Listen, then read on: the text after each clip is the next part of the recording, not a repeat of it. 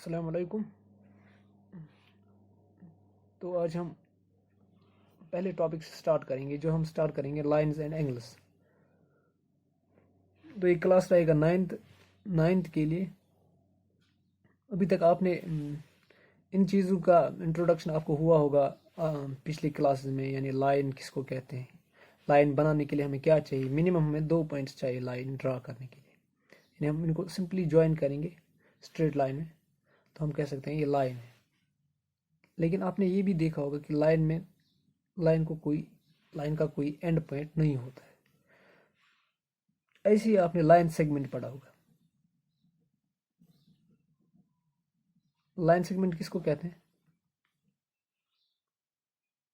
Is a part of line, या फिर हम डायरेक्टली कह सकते हैं is a line which has 2 and points. अगर हम किसी लंबी लाइन को कट करेंगे, हम कहेंगे ये लाइन विदाउट एंड पॉइंट्स। अगर हम इसका ये वाला पार्ट लेंगे तो इसके 2 एंड पॉइंट्स बन गए, यहाँ पे और यहाँ पे।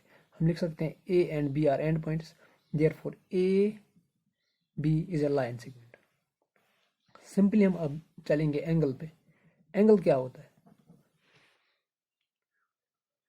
एंगल होता है, हम कह सकते हैं कि एंगल से पहले हम थोड़ा और एक चीज डिस्कस करेंगे।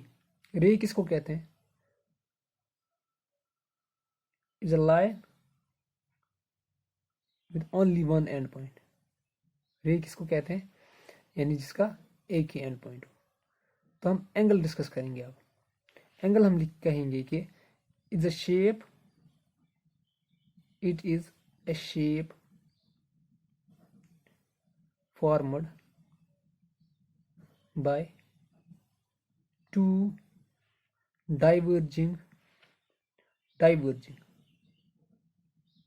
rays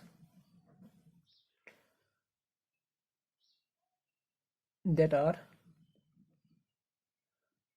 have same starting point। तो क्या कहा हमने यहाँ पे? एंगल क्या होता है?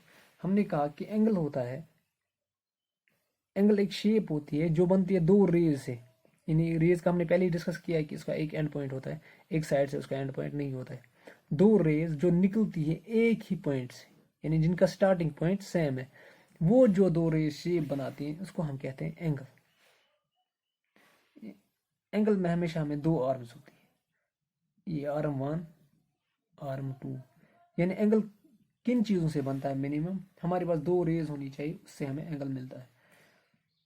तो हम अब आगे डिस्कस करेंगे टाइप्स ऑफ एंगल। ये भी आपने अभी तक बहुत बार देखा होगा, लेकिन हम थोड़ा बहुत इसको रिपीट करेंगे। पहले हम देखेंगे एक्यूट एंगल। एक्यूट एंगल किसको कहते हैं? एक्यूट एंगल किसको कहते हैं? एक्यूट एंगल हम कहते हैं वो एंगल जिसका मेजर होता है ग्रेटर देन 0 डिग्री, 0 डिग्री से बढ़कर, यानी 0 डिग्री इसमें नहीं आएगा, greater than 0 degree, less than 90 degree. Angle यहाँ पे ये थीटा यहाँ पे एंगल रिप्रेजेंट करता है, एंगल का वैल्यू। यानी 0 से बड़ा होता है लेकिन 90 से छोटा होता है। इसका मतलब होता है ये वाला एंगल एक्यूट एंगल कहलाता है।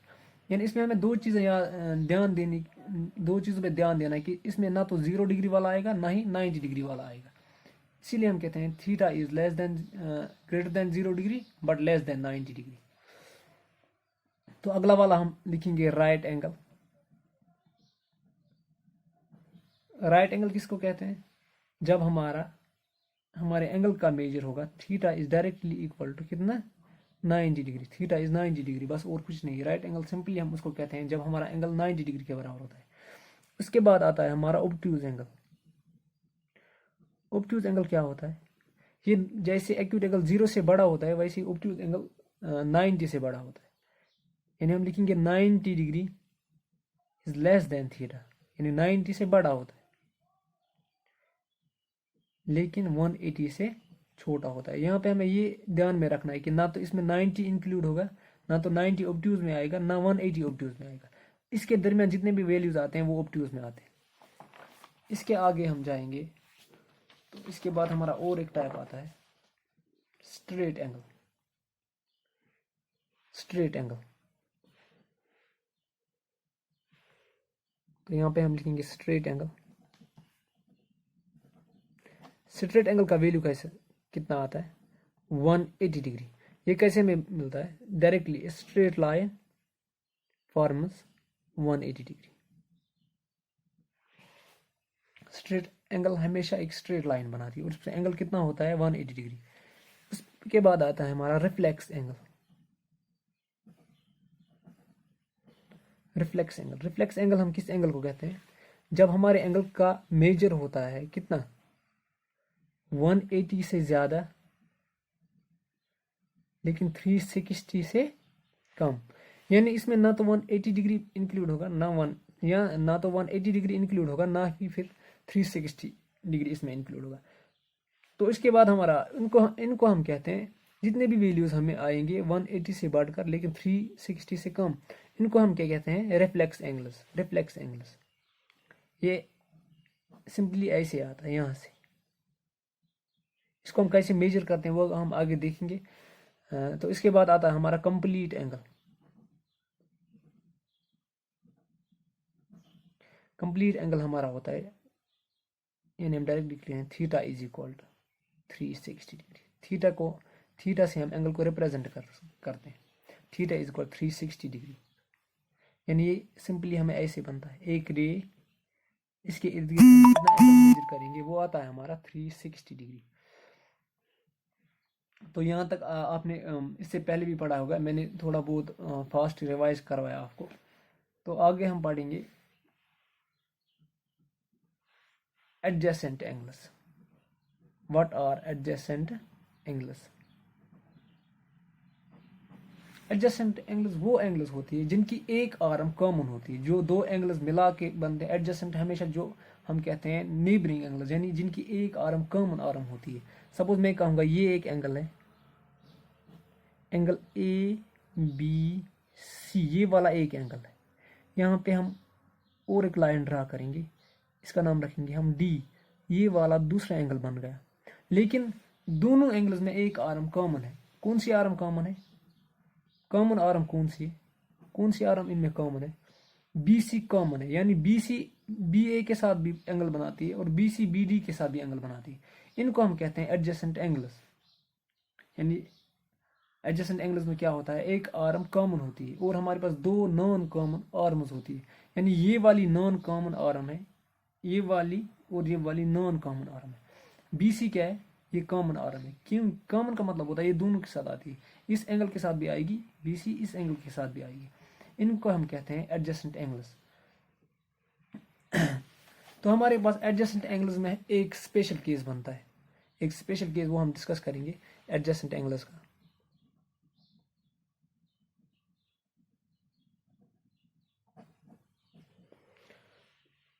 when two non common, अब नॉन कॉमन आर्म्स आपको पता चला क्या होता है, वो दो आर्म्स एडजेसेंट एंगल्स की, वो दो आर्म्स जो दोनों एंगल्स के लिए अलग अलग होती है, यानी जो कॉमन नहीं होती है। when two non common arms form a straight line, उसको हम क्या कहते हैं, पहले हम उसको ड्रा करेंगे। ये कैसे हो पाएगा, ऐसे हमारे पास एक एंगल है, सपोज ये ए बी सी, मैंने कहा एडजेसेंट एंगल्स हैं। तो यहाँ पे हम और एक लाइन ड्रा करेंगे डी। देखो यहाँ पे non common arm A B and B D, ये एक स्ट्रेट लाइन बनाती है, दे फॉर्म है स्ट्रेट लाइन। तो क्या होता है उस टाइम होता है इन दो का सम, इसका सपोज ये एक्स है, सपोज ये वाई है। जब non common arms adjacent angles की स्ट्रेट लाइन बनाती है तो हमारा एक्स प्लस वाई आता है 180 डिग्री। इसको हम लीनियर पेयर एक्शन भी कहते हैं, लीनियर पेयर एक्शन। या फिर हम डायरेक्टली इसको ऐसे लिख सकते हैं या बोल सकते हैं कि when a ray stands on a line it forms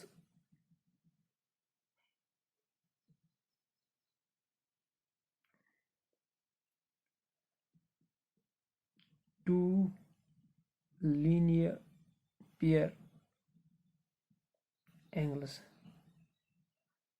that is the sum of two angles is 180 degree.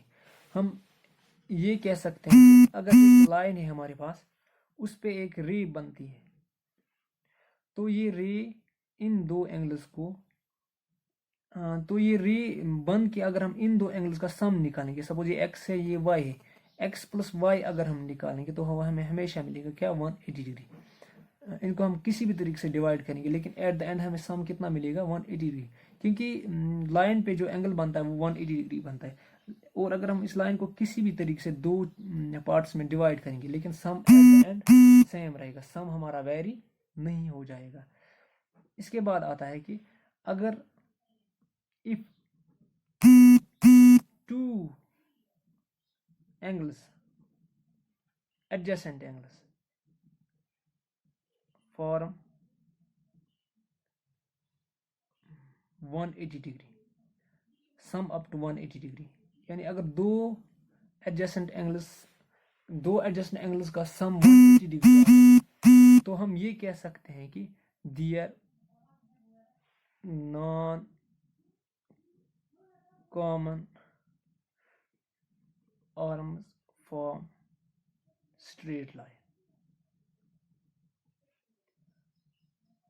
मैं ये कहना चाहता हूँ कि अगर हमारे पास दो एडजेसेंट एंगल्स हैं, सपोज ये दो एडजेसेंट एंगल्स हैं हमारे पास, लेकिन हमें ये नहीं पता कि जो नॉन कॉमन आर्म्स हैं वो स्ट्रेट लाइन बनाती है या नहीं, तो फिर अगर हमें इन दो का सम पता है, एंगल्स का सम हमें पता है, एंगल्स का सम मिलता है हमें 180 डिग्री, हमें ये पता है कि एंगल्स जो दो हैं उनका सम आता है 180, लेकिन हमें ये नहीं पता कि ये आर्म और ये आर्म स्ट्रेट लाइन बनाती है या नहीं। अगर हमें ये पता चल गया कि ये 180 डिग्री बनाती है, तो हमें डायरेक्टली ये पता चल जाएगा कि जो नॉन कॉमन आर्म्स हैं इस एंगल के, एडजेसेंट एंगल्स के नॉन कॉमन आर्म्स हैं, वो स्ट्रेट लाइन ड्रा करती है। इसको हम डिनोट करते हैं एक्सियम 1 और इसको हम कहते हैं एक्सियम 2। तो हम ये कल यूज करके क्वेश्चन स्टार्ट करेंगे। इस नेक्स्ट लेक्चर जो आएगा हम क्वेश्चन स्टार्ट करेंगे कि जो स्ट्रेट लाइन पे दो एंगल्स होते हैं या दो से ज़्यादा एंगल्स जो स्ट्रेट लाइन पे होते हैं उनका सम 180 होता है। तो आज के लिए इतना ही। Thank you.